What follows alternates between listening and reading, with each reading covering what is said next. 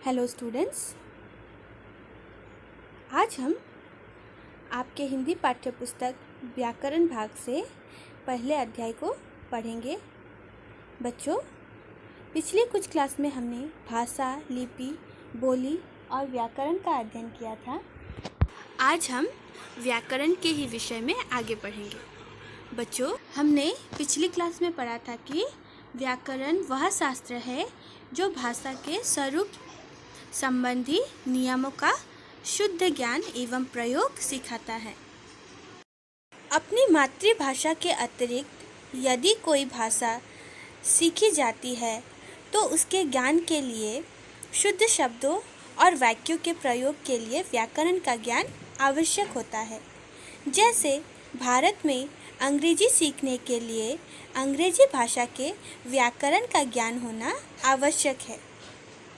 भाषा पर पूर्ण अधिकार प्राप्त करने के लिए शुद्ध बोलना एवं लिखना जानना आवश्यक है और इसका शुद्ध ज्ञान व्याकरण के अध्ययन द्वारा ही हो सकता है।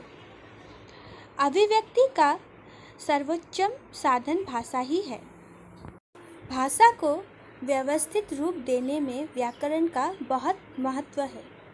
व्याकरण ही भाषा का मानक रूप निर्धारित करता है। व्याकरण के मुख्य अंग वर्णों के मेल से शब्दों का निर्माण होता है और शब्दों के मेल से वाक्यों का।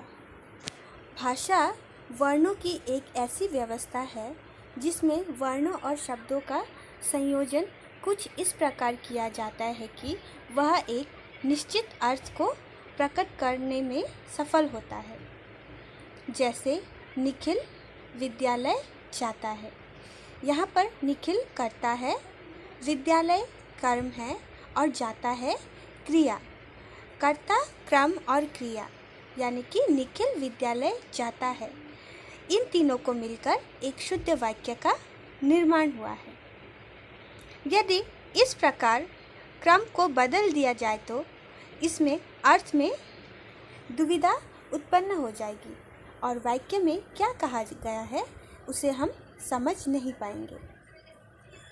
व्याकरण शास्त्र में इन्हीं तीनों वर्णों, शब्दों और वाक्यों के स्वरूप का निर्माण, उद्भव, संश्लेषण और संयोजन आदि का विस्तार से वर्णन किया गया है। इस प्रकार व्याकरण को 3 भागों में विभाजित किया जा सकता है।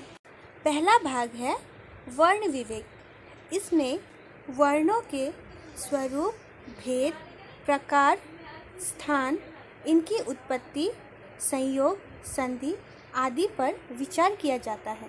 दूसरा है शब्द विवेक। इसमें शब्दों के स्वरूप, भेद, उत्पत्ति, प्रकार, लिंग, वचन, काल आदि पर विचार किया जाता है। तीसरा भाग है वाक्य विवेक। इसमें वाक्य रचना, भेद, अंग प्रत्यंग, विभिन्न प्रकार अर्थात पत्र, प्रस्ताव, कहानी, विराम चिन्ह आदि पर विचार किया जाता है। तो बच्चों, ये थे व्याकरण के मुख्य अंग। अब आप इस पाठ का अभ्यास कीजिए। धन्यवाद।